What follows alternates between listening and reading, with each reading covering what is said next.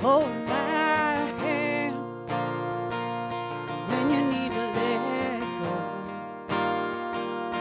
I can be your mountain when you're feeling valley low.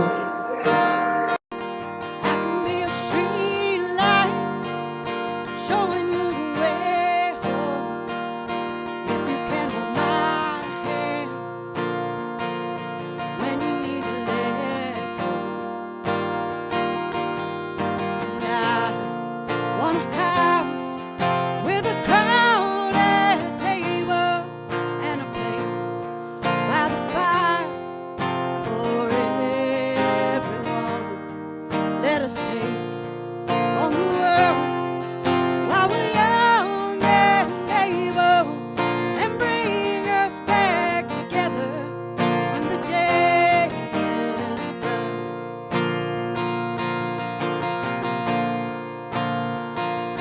If we want a garden, we're gonna have to sow seeds. Plant a little happiness,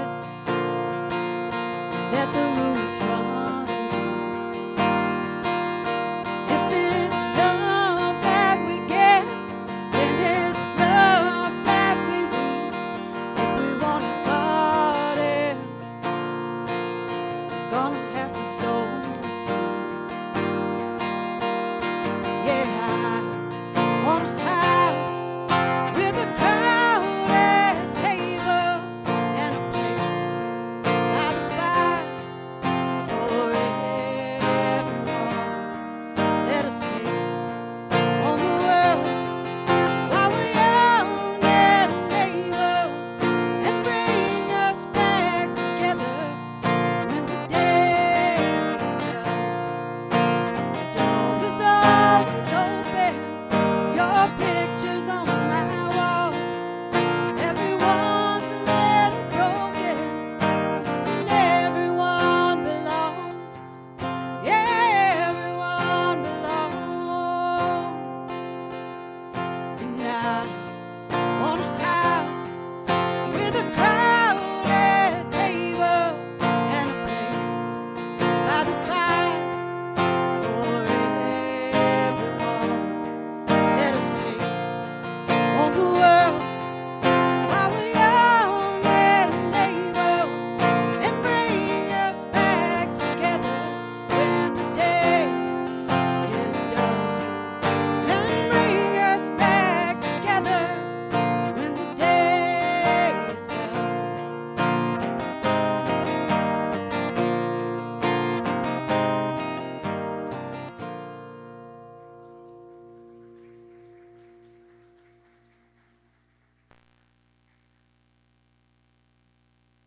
Well, good morning.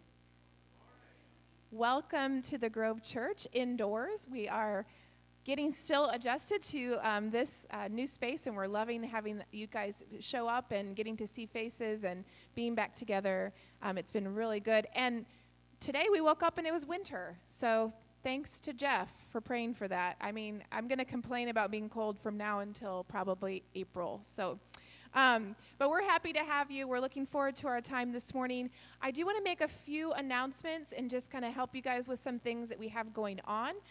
First is those of you who have not been here in a while or are joining us today for the first time, we do have our Connect cards. They are around the tables, either by the buckets or in the buckets on the table.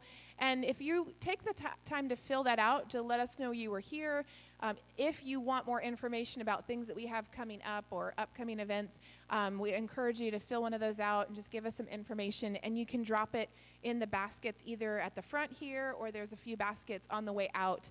And we'd love to have that so we know you're here and we can keep you up to date with what we have going on. Something exciting that we are happy to announce today is that our Grove Kids programs, we're starting to open up those spaces again. Our very own Heather Burgess, is she out there somewhere? Oh, yeah. Okay, she's the master of spaces. If you see anything that looks pretty ever, just know that it was Heather. She just comes in and she's like, Debbie and I look around and we're like, we don't know what to do. And she just takes over and works her magic, and it's amazing. So Up Street right now has gotten a little bit of a makeover. Heather came and did some work up there this week, and so our kids are back upstairs, our kindergarten through fifth graders, and we also had our younger kids space, so we have our preschool little ones that are in our kangaroo area, and Heidi, she came this week and was able to do some cleanup and kind of organizing in there, so we appreciate that. And so if you have kiddos and you want them to be a part of that, the kindergarten through fifth grade are upstairs, and then our 4 and below are in the kangaroo room, and we're excited that we now are opening those spaces back up. They are available. Couple more announcements. Then I'm going to introduce these lovely ladies that are standing next to me. We are having a luncheon today right after the service. And so we've been doing this the last several weeks, and we're inviting you to come be a part of that. The lunch will be set up in the coffee bar area. So right after the service, we'll kind of break for about 10 minutes to make sure that we get that all set. And then we're having some question and response time with our speaker today. You'll hear a little bit more information about him in just a moment. And so we'd love for you to come. If something happens in the service or strikes you and you want to write down a question, to stay, have lunch with us. We're going to hang out for just a bit after the service, and we'd love for you to be a part of that. We'll have plenty of food. Okay, these beautiful ladies right here. Yay! So this is my daughter, Maisie Helpman. She's a senior at Swain High School, and this is her friend, Elke Reinhardt, and she's a junior. And they're going to give you guys a little bit more information about a service project that they're working on and give you some more details about that. So I'm Maisie, and this is Elke, and we're a part of the National Honor Society, and it's thank you. It's our job to come up with an individual service project, so we decided to take over the Hawthorne Heights Teen Shelter Thanksgiving dinner. We're in need of volunteers, donations, and help with meal prep, and that will be taking place on Thanksgiving. If you're interested in helping, there's a sign-up sheet in the back, and that way, not the back. And if you want to donate, there's donation buckets right here. You can write what it's for, and we would love to have as much help as we can get. Thank you, guys. So we'll be getting more information about that, but Elke and Maisie are going to be heading up the details, so helping contact the volunteers and making sure we have the food covered. We did ask the residents at Hawthorne to give us a list of their favorites because we want to make sure that what we provide for those students on their Thanksgiving is exactly what they want. So we started getting some of the requests in. Jeff said yesterday one of the requests was cheesy mashed potatoes. Is that a Southern thing? Y'all, I don't know. Is it? Okay, we might need someone that knows how to make those cheesy mashed potatoes, because I don't. But we will be preparing food here that day, and our delivery, the girls will be helping set that up and get that delivered, and they're going to be eating their meal at 6 p.m. So again, the sign-up sheet is in the back, kind of right behind where Matt is sitting, if Matt wants to wave, yay, right behind Matt. So you can sign up for whatever is of interest to you. If you're going to be with family that day, but you'd still like to be a part of donating for the meal, just let us know. All right, so we're going to kind of transition time and get ready to join Liz again here in a moment for a bit of worship. But before we do that, so I recently went back to school, which is really hard right now. But so yesterday, I spent a good majority of my day writing a research paper about the very exciting topic of sleepwalking. I know, you guys are jealous. But I was thinking, I wonder if you guys had like a research paper or something that you ever had to write, or maybe, you know, you did once upon a time, and it was like so boring and so hard to write. And I want you to like find somebody around you. This is like our table talk time. So say hello and be like, yeah, when I was in 10th grade, I wrote a research paper about whatever, and you tell that person and you talk about it. So we're going to talk about that for just a second. And if you have to make something up, what would be the most boring research paper that you ever in your whole life had to write, and you can't say sleepwalking? And we're going to come back in just a moment.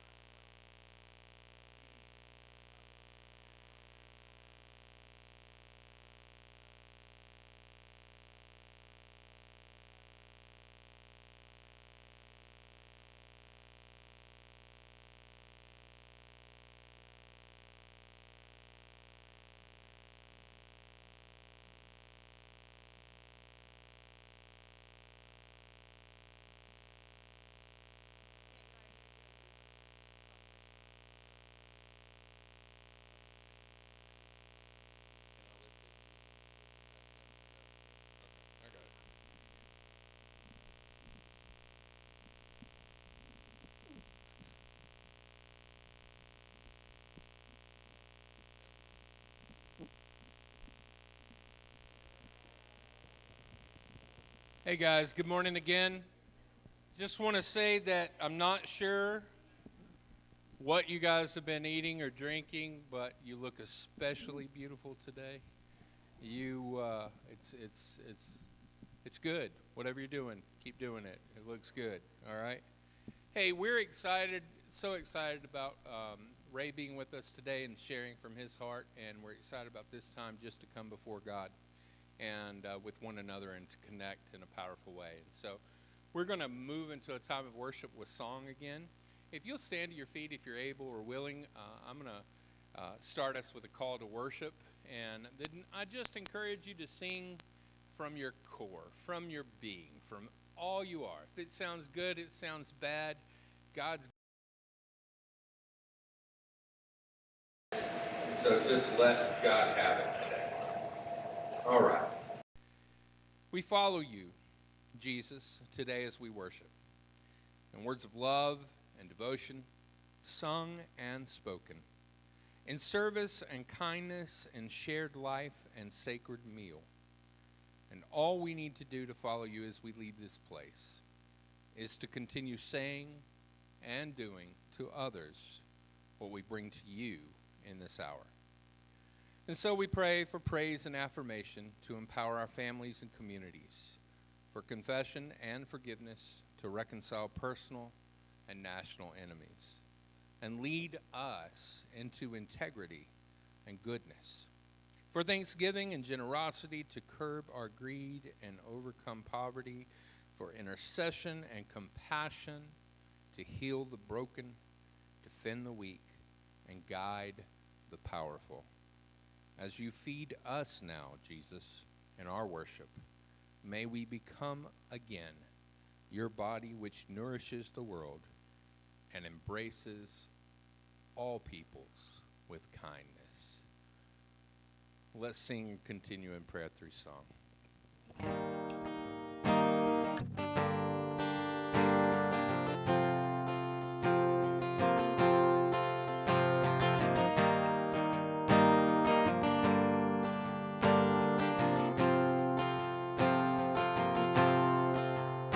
You give life, you are love, you bring light to the darkness, you give hope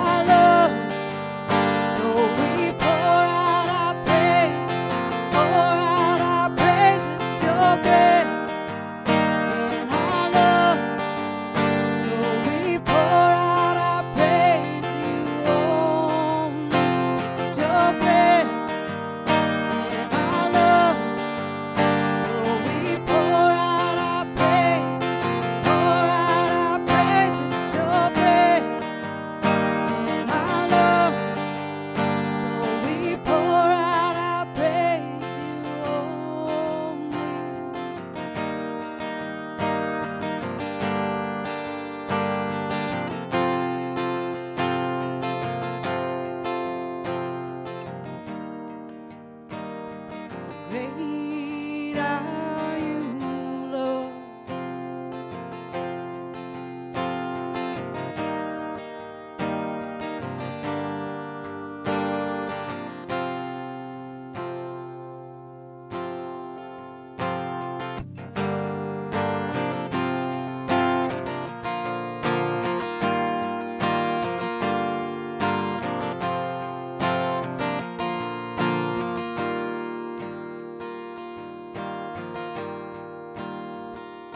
You unravel me with a melody.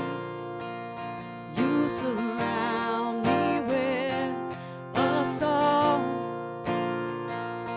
of deliverance from my enemies, till all my fears are gone. I'm no longer a slave to fear. I am a child of God. I'm no longer a slave to fear. I am a child of God. From my mother's womb, you have chosen me. Love has called my name. And I've been born again to your family. Your blood flows through my veins. And I'm no longer a slave to fear. I am a child of God. I'm no longer a slave to fear. I am a child of God.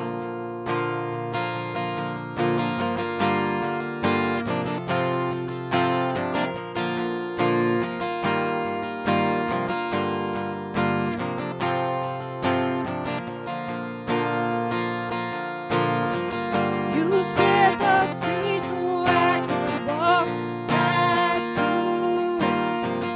My fears are drowned in perfect love. You rescued me and I will stand and say, I am a child of God.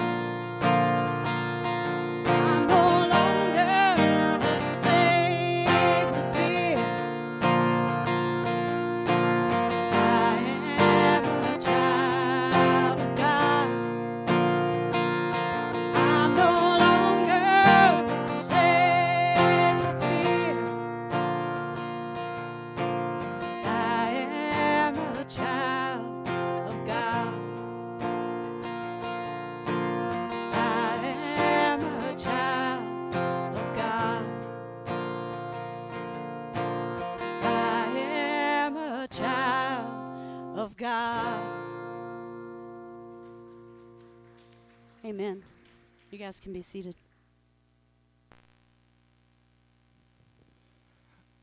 Thank you, Liz, for that. That was fantastic. Thank you.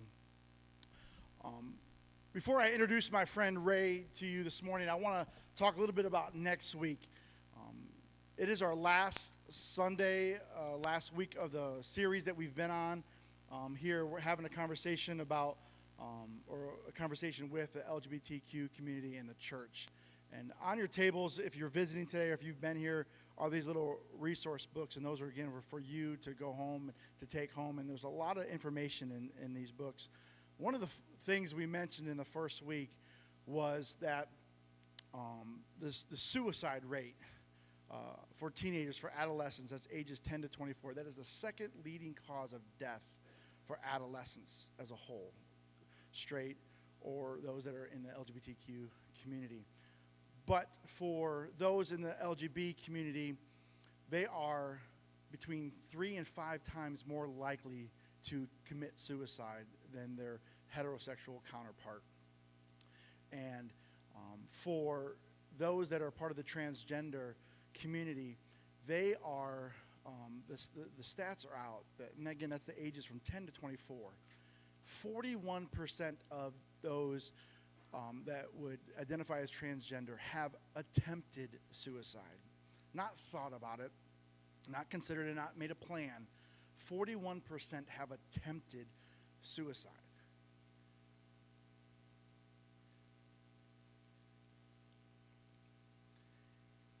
If numbers like that, like I said this in the first week, I said that didn't change my mind on this, but it drew me back to ask the questions that, have we got this wrong?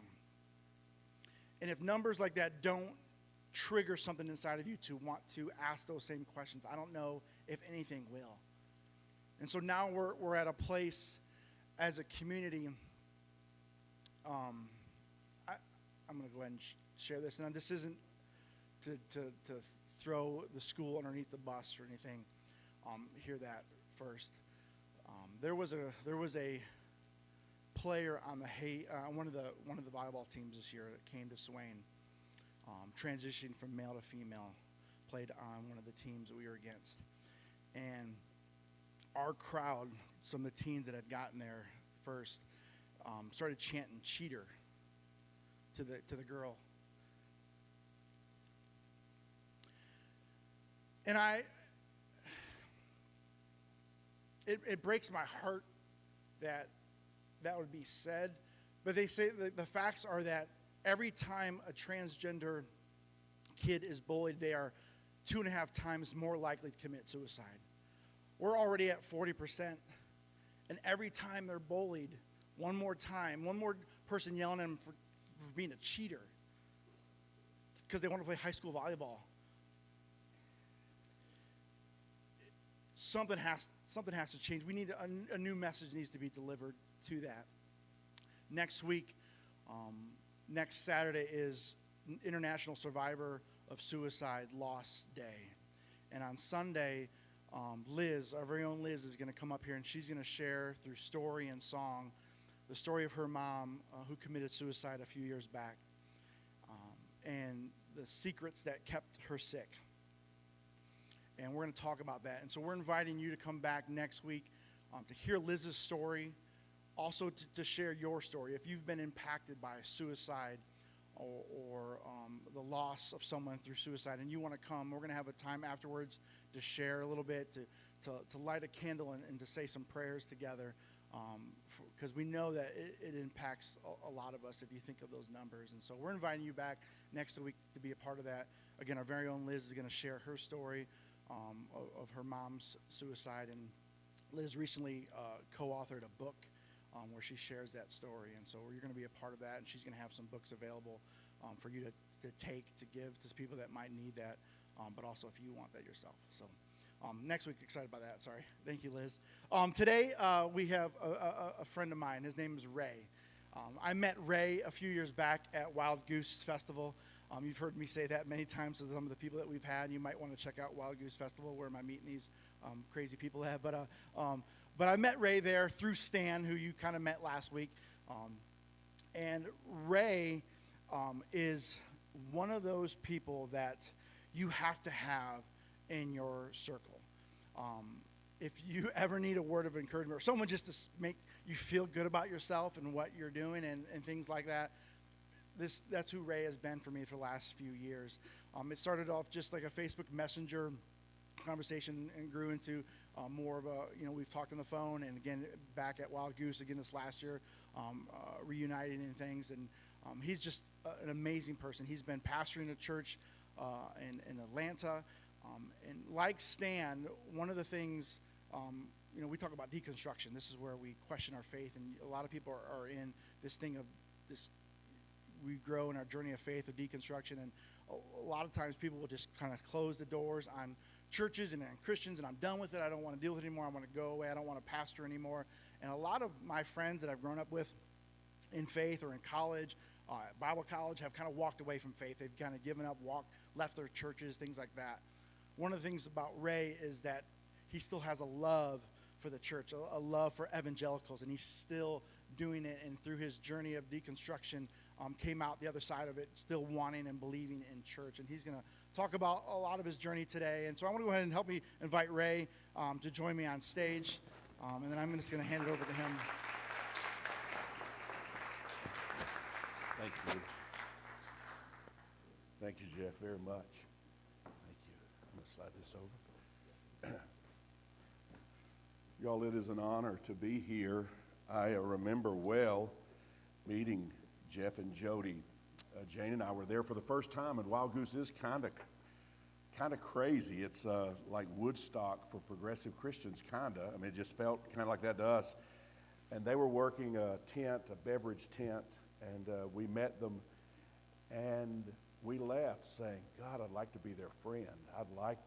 Wouldn't that be amazing if we could ever be their friends? And then it happened. I don't know how that works, but that is a lovely, lovely thing.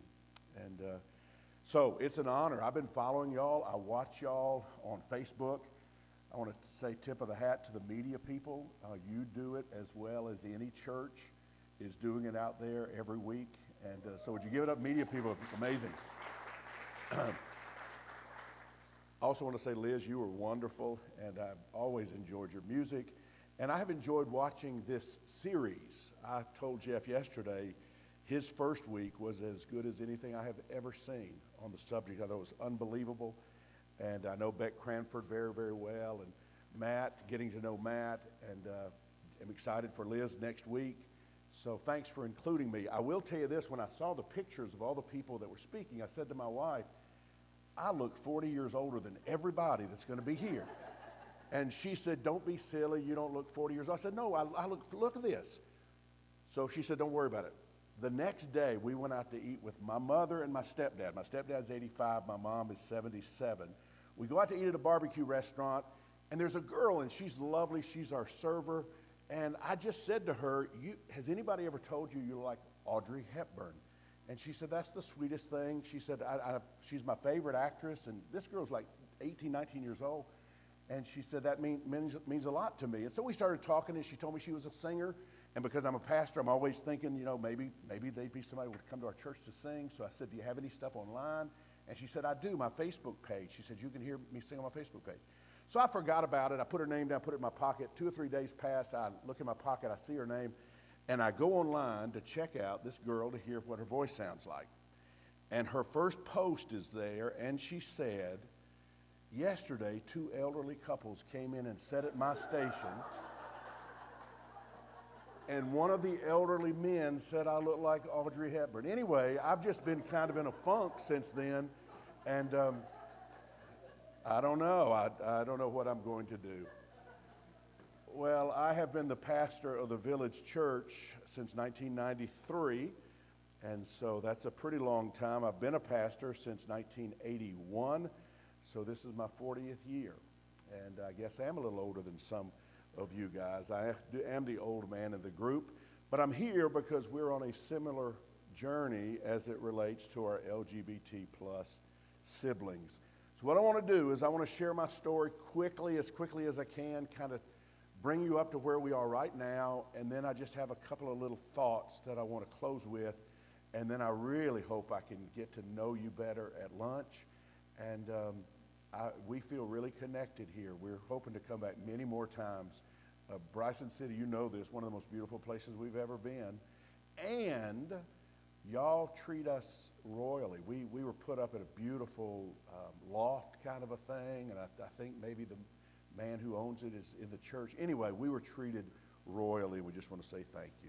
Well, I was born in Atlanta, and at about 12 years old, I began attending church, a Southern Baptist church, and I was grateful for so many things I learned in that little Southern Baptist church. And I loved church, probably like many of you. Sunday morning, Sunday night, Wednesday night, loved it, loved it, loved it. Ages 14, 15, 16, I wanted to be a Southern gospel singer, and one of the most famous places in the world to me was Bryson City, North Carolina, because the Inspirations lived here. I just knew that was like the mecca for Southern gospel music. I wanted to be a great bass singer in a great quartet, and I knew the Inspirations. I know Troy used to go to church here, and Archie Watkins, those guys, I really admired them. And so that's my roots. That's where I come from. I got married at 17. I don't know why. I just got married at 17. Seemed like the thing to do. I moved to Texas to begin college at 17. At 19 years of age, the Second Baptist Church of Rosenberg, Texas, asked me to be their pastor, senior pastor. Nobody should be a pastor at 19 years of age, but the way Southern Baptists do it, they called. I said, sure, I'd like to do it. And so I became their pastor. Let me tell you one little story from that church experience that ended up helping me later down the road. I remember I had an office, and we had about 70 people that would come on Sunday mornings, and a lady had been visiting our church, and she called and asked if she could see me. And I said, sure, that'd be great. So I was in my office, and I'm just a kid, right? I'm 20 years old at the time, and I'm thinking this is, I want to impress her. I've got an office with all my books, and she came in, and she was wearing sunglasses. And I began to talk to her, and she took the sunglasses off, and she had two huge black eyes. And I'd never, I knew the preaching side of things a little bit, and I knew the music side of things a little bit, and I hadn't been around long enough to know domestic violence side of things. I didn't know. And she said, I don't know what to do. I think I should leave. Now, at the time, I had this much understanding of Scripture, this much. But I knew that there were two reasons in the Bible you could leave your spouse: adultery and abandonment. So that's spinning around in my head, and I'm going to impress her, and I'm going to say, well, I've got to tell you, I think you're going to have to stay because there's only two reasons I know in the Bible, and it's adultery, and you say he's not committing adultery, or abandonment, you say he's not committing abandonment. And she began to cry, and she put her glasses on, and she left. And I never saw her again. And I thought I was doing a good thing that day. When she left, I thought, I told her the truth, but I hurt her. I hurt her. And I have no idea where that led. But years later, as I began to think about the LGBT community, I realized they were being hurt the same way. People who would take verses out of context without any sense of love and hurt people. And I knew I didn't want to be a part of that. When I finished college, I moved to New Orleans to go to graduate school, and I pastored the Main Street Baptist Church in Bogalusa, Louisiana, which is a paper mill town. I pastored there. And then I moved to Atlanta and pastored my third church. And I was kind of one of those superstars heading for the top, I thought. And then I went through a divorce at 24. And suddenly everything I ever thought I was going to do, suddenly it was gone. And it was my fault. I knew it was my fault. And I thought, what am I going to do? I felt hopeless for a couple of years. I had two sons. I would bring them to church, and I would sit in the back row, and I would just so weep that I wasn't doing what I had felt God had wanted me to do. Two messages kind of penetrated my heart back then. One was from a preacher by the name of David Ring. I don't know if anybody remembers him. He's a preacher that had still preaching cerebral palsy. And he was preaching, and I was listening to him one day, and he said, God does not throw away broken things. And at the time, I felt like the most broken human being on the planet. And I thought my sentence was going to be just live out the rest of your life and die. Because you can't help anybody. You went through a divorce, and where I come from, divorce is kind of the death knell. It's it. So that was helpful to me. It's like, God doesn't throw away broken things. I guess if I brought him the broken pieces, he would do something with the rest of my life. I didn't know what that was. And it's even silly to me because I had pastored 3 churches why I didn't know that. It was just this particular day, it lodged deep in my heart. I don't know why, but it did. And then another thing happened to me, and I'm not terribly mystical. I can't tell you of a lot of experiences that are kind of outside of the ordinary. I haven't seen miracles. I don't come from that side of things. But there was a time when I was in the car, and I've never doubted this, that I sensed God say to me, Ray, you will be a pastor one day to people who have no pastor.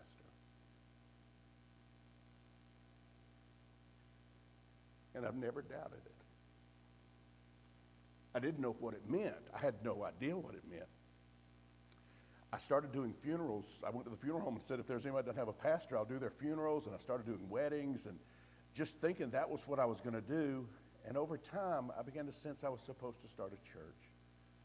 So in 1993, I started the Village Church. And again, I had in my mind, I'm a pastor to people who don't have a pastor. And I didn't even know what groups that would be. In my little, narrow, silly, young mind, I thought it meant maybe guys that were rough and tough, maybe guys that were too tough for church. I mean, just kind of the rough crowd. Maybe that's who I was supposed to reach. And so that's who we went after. And we reached them. We had some of the roughest, toughest people you could imagine. We had fist fights in our parking lot after church sometimes. It's like, no, guys, you're not supposed to do this. But they would fight. And so the church started that way. Over time, people began to come, and many became very intrigued by our message and by the idea that we were trying to reach people that no one else was trying to reach. And we grew, and all of that was really, really cool. Our rubric, if you will, was love. That was the thing that we just talked about all the time, is how if it's a message from God, it's a message of love. I knew that much. We practiced radical love. One of our mantras became, God does the judging, we do the loving. We don't judge anybody. God does the judging, we do the loving. That was kind of the way that we did it. And I would meet gay people, and because I had always loved musicians, I think there were maybe more LGBT people in that group, maybe in other groups. I knew gay people, and I never wanted to change them. I just didn't get it. I didn't understand as it related to the church. So I would totally love them. I would embrace them. I would hang out with them. I would celebrate their relationships.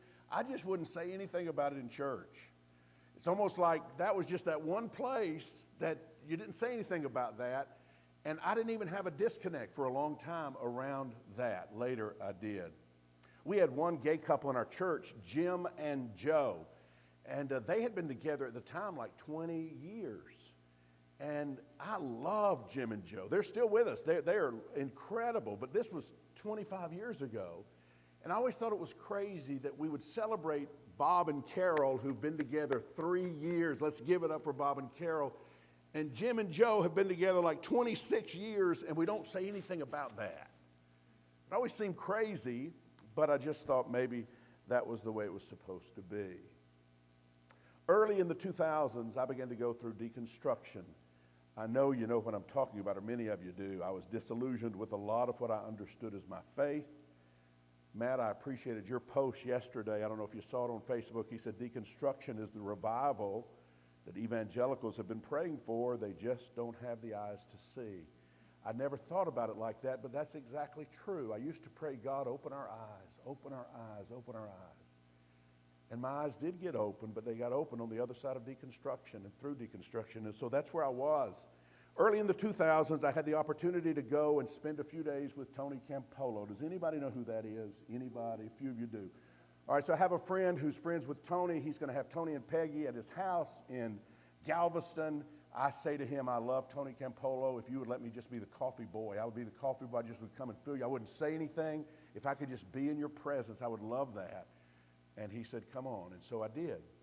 At the time, Tony and Peggy would go and speak at churches, and Tony had a progressive understanding of the LGBT world as it related to the church to a point, and then Peggy was way beyond that point, full inclusion, full of affirmation, everything was beautiful, and her point made a lot more sense than Tony's point, and now I'm with them for 3 days, and I'm just talking to Peggy, and she's just pouring out her heart about the LGBT world and how the church doesn't understand. And she even told me about a pastor in Arkansas, a gay man whose partner, they lived in Arkansas, they pastored a church there. And it's funny to me now, that blew my mind.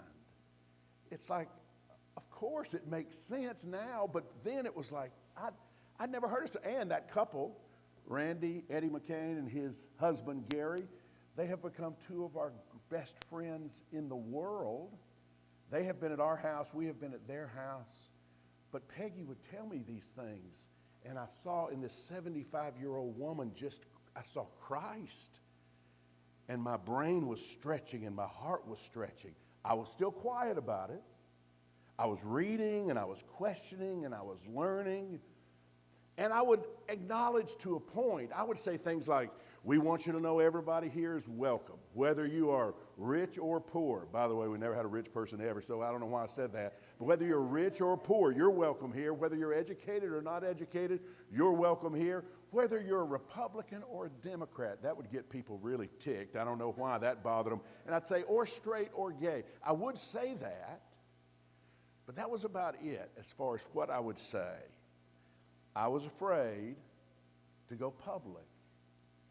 I was afraid to lay it on the line. I was afraid to say what I really believed. Then about 14 years ago, and I should have already introduced you, my best friend in the world is my wife, Jane, and she is here. Would you give a round of applause for Jane, who's here? About 14 years ago, Jane and I adopted a young man in his 20s as our son. When I say we adopted him, my best friend's daughter was in flight attendant school.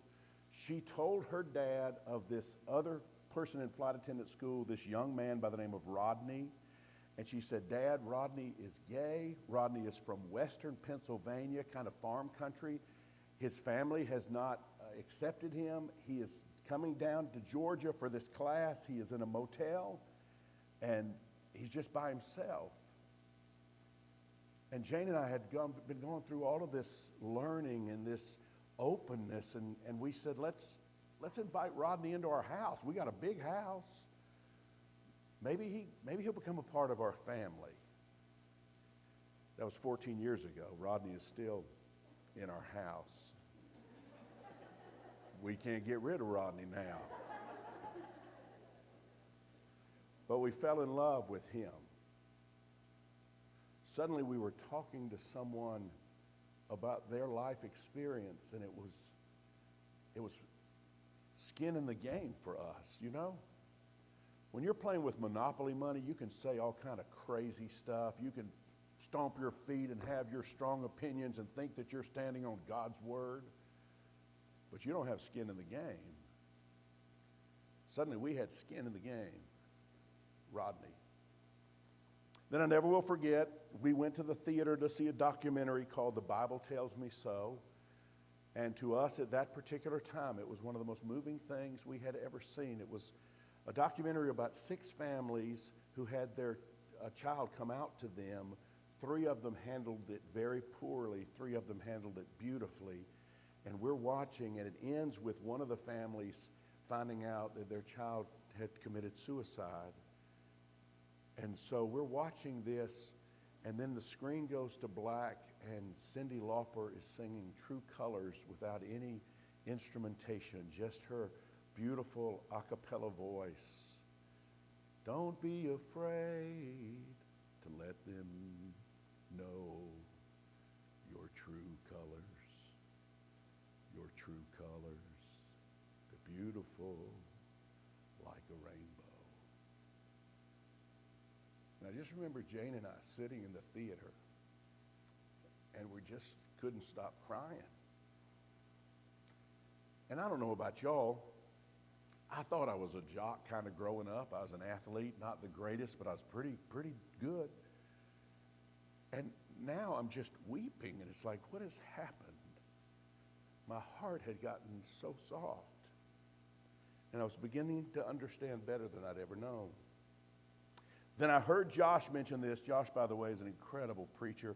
Josh, his talk a few weeks ago, he mentioned Jay Baker, and Jay Baker was a part of my story too. Jane will remember this. We were watching a documentary that was on the Sundance Channel, and it was called One Punk Under God, and it was Jay Baker, the son of Tammy Faye and Jim Baker, and he had a ministry, and this particular episode, that's the only episode I ever watched. This particular episode, he was wrestling with the LGBT idea and the idea that he should come out as fully affirming. He knew that was the thing to do. And this quote, it was a Martin Luther King quote, and he said, this was King's quote, "In the end, we will remember not the words of our enemies, but we will remember the silence of our friends." And Jane will remember, I thought, I'm silent and I say I'm their friend. And so we knew things had to change. In the documentary, Jay went public the next day and lost all of his support overnight. But it's like I didn't think about that part of it. I just knew it wasn't the words of our enemies, it was the silence of our friends that hurt the most, and I knew I was being silent. Something was stirring in me. Shortly after that, we were invited to a banquet where Mark Richt, the head coach of the Georgia Bulldogs at the time, was going to be speaking. And this is not to disparage Mark Richt. He is a wonderful Christian man by everything I have ever heard. He is an outstanding, outstanding person. But this particular black tie banquet, this affair that we had been invited to, as he was standing to make his comments, he had a couple of throwaway jokes that disparaged the LGBT community. And I had probably heard jokes like that my whole life and never had thought about it, while my LGBT friends probably were cringing. But that particular night he did that, and I thought, that's all I can stand. I can't stand no more. So, our church began acknowledging and celebrating all loving relationships. And I'll be honest with you, it's been a beautiful thing. It's been the most beautiful thing I have ever been a part of in my life. I wish I could tell you everybody stayed. That didn't happen. In fact, it seemed like some of the people that had the deepest pockets, that were supporting the most, they wanted a more traditional church. They wanted a more traditional a church that maybe wasn't as embracing as we were. I don't know. But they left, but that was okay. That was okay. I started going to lunch with gay people in our church, and I would hear their stories, and it was moving. Every day it was moving. We have a lady in our church named Shantae. She's a nurse, and she's like a head nurse. She's a big deal. But Jane and I were in California visiting my sister, and I got an email from Shantae. This has to be 15, 16 years ago. This is the email. Hi, my name is Shantae, and I wanted to reach out to you as I found your church online, and I was hoping to learn a little more about your congregation. My family and I have been searching for a church for some time now, and we have found it difficult to find the right fit. We are a two-mom family, and we have a 7-year-old daughter and a 5-year-old son. Having grown up in a traditional Lutheran church, we found that our family has not been welcome or accepted there. This has been gut-wrenching, as we simply want our children to learn the love and acceptance that we felt as children in a loving church environment. Above all else, I never want my children to be made to feel ashamed about their family. My partner, Crystal, and I's biggest fear is that we would visit a church that would disparage the type of home my children are growing up in. Thank you for taking the time to hear my thoughts, concerns, and questions. Please let me know if your church is a safe place for Emma, Zach, Crystal, and me. I look forward to hearing back from you. And once again, I cried. And I wrote her back and said, I promise you, you're welcome. I promise nobody's going to disparage anything about you. And 15 years later, they are my son and daughter-in-law's best friends. Ethan and Rachel, best friends on the planet are Shantae and Crystal. And they vacation together. They take their kids places together. They have become as close as anybody we've ever known.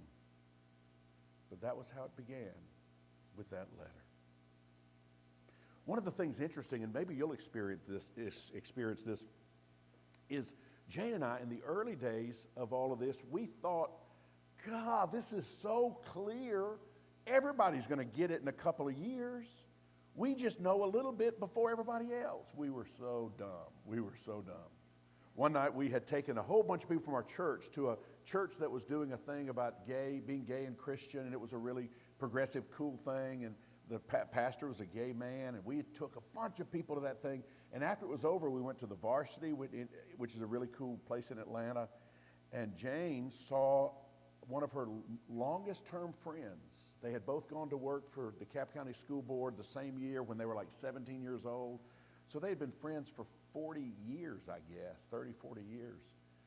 And I never will forget, she ran up to him and she said, he was on staff at a church, and she said, Bobby, you're not going to believe. And she began to tell him about the village being an inclusive, affirming place, and how it's not our table, it's God's table, and we're just excited that we can sit at the table with everybody. And I'm sitting and I'm watching her and I'm thinking she doesn't even realize that this has gone way past where he is.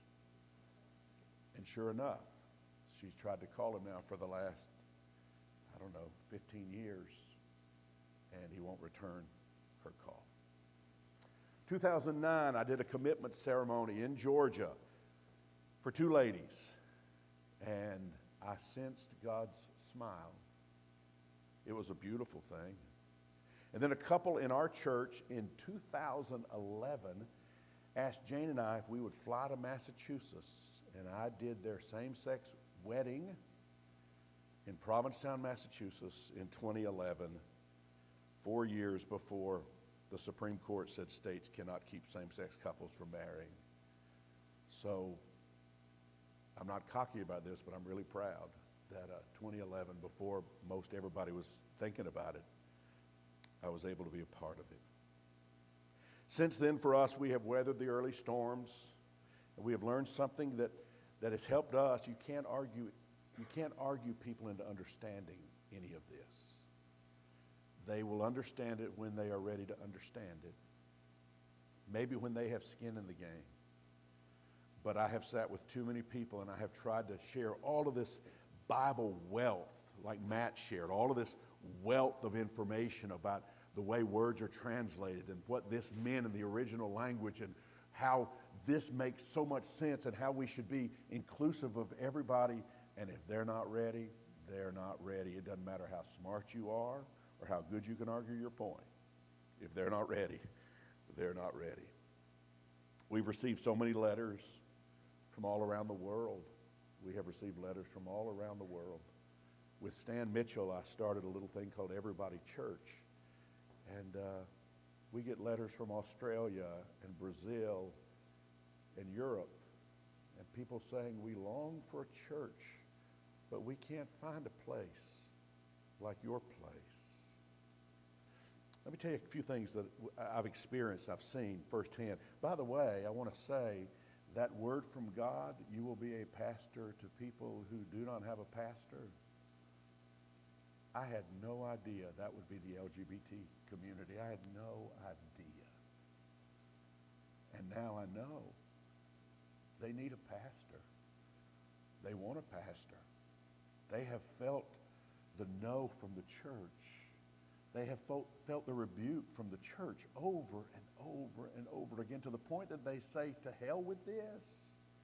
I can't pursue this. And they're outside and they're alone until they find someone like Jeff and Jody, who say, you need a pastor, we'll be your pastor.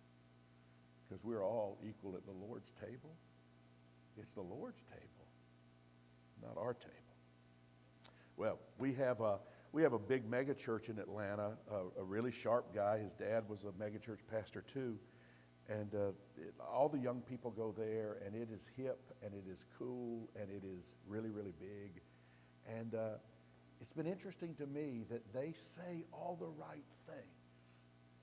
They say everybody's welcome here, Republican, Democrat, gay, straight. They say that. Until you say, would you do my wedding? No, we disagree wholeheartedly on that. Would you dedicate our child? No, we can't do that. But strangely, most of the LGBT Christians that I know in Atlanta, they go to that place. It's kind of a cool place, hip place. But they're never really fully welcomed. I don't understand that. But they go. I think the church meets with them from time to time and says, we're getting there. We're getting there. And I think I know what it is. I think a lot of pastors know, but I think a lot of pastors are maybe controlled by their offerings a little bit. I mean, it's like that would mean a huge, huge loss to this place if their conservative, older givers left. And so they string them along. They string them along. Back a few years ago, Jane and I were at Pride, and a lady, my wife is very good friends with Sarah Cunningham, who began the Free Mom Hugs movement. And so Jane saw someone wearing a Mom Hug shirt, and she went up thinking maybe they were connected some way, and this lady told a story. They were in a satellite church from this mega church, and her family was everything in the church. They did everything. Their daughter sang on the praise team. She worked with the children's ministry. She co-led a small group. She did the cleanup on Thursday. She was everything. And when they saw on Instagram a post that indicated that she was thinking that she was a lesbian, they took her off of the praise team. They took her out of the children's ministry. They stopped letting her clean the church, and they wouldn't let her be a part of the small group. And so she walked away from church. And this mom, I never will forget, we just clicked, we connected, and she said, I can't believe there's a church like your church. And they showed up the next day. And their daughter found her faith again. It's a beautiful thing. One more thing, I don't even know what time it is. I'm about to stop. We were sitting around a table many years ago getting ready for a Pride meeting, and so we had several of our LGBT community there at the table. And they said something that was so profound. We were talking to them about church and what they wanted in church. And one of the girls said, we don't want a gay church, we want an everybody church. And Neil Campbell, who works closely with us, went home and looked up that URL and discovered it was wide open. And we bought Everybody Church that day. Because that's all they want. They just want to be in an everybody church. A church where they can truly be themselves and be honored for who they are. That's been our journey. I would tell you it is the greatest thing Jane and I have ever had the privilege of being a part of. I can tell you that our church is a mixture of all kinds of people, and we love the diversity more than anything else. And every year, it seems to get sweeter and better, and we're so happy and so excited about that. I've been so excited about what you're doing here. I know it's different dynamic than maybe what we face in Atlanta. But when I first met Jeff and Jody, I thought, these are courageous people.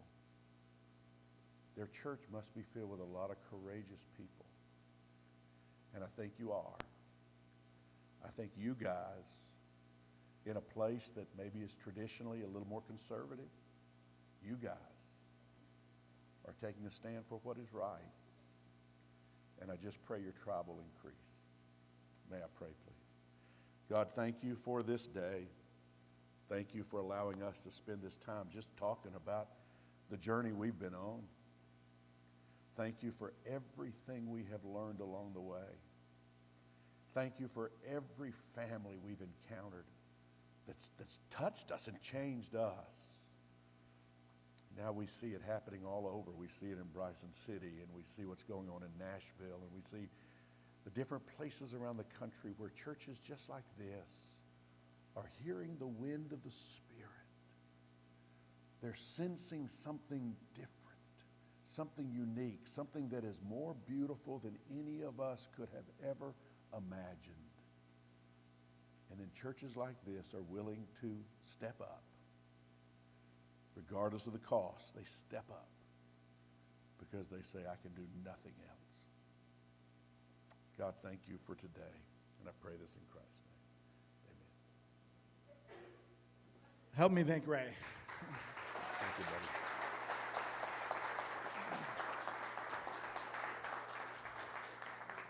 So here's what we're going to do. First, I'm again a reminder to come back next week and be a part of Liz's story. She's going to sing a couple of her songs that she's written and share her story and a little bit about her book that she wrote. And so, inviting you to come back next week. But for now, we're gonna take a break. If you have to take off, I understand. If you want to stick around, we're gonna have lunch. Is going to be set up in the coffee bar. Grab something to eat and then come back up. We're going to do a time with me and Ray are going to do some question and response time. If you got questions, that'll be a good time to ask, or you can put them on a piece of paper and put them in one of the baskets, and we'll ask those questions. But I have a few that ready and prepared for Ray. And so thank you for being a part of today. Thank you for continuing to support and be a part of our journey together, and looking forward to what is to come. So thank you guys for being here. We'll break for about 15 minutes, and then we'll come back together for some question time.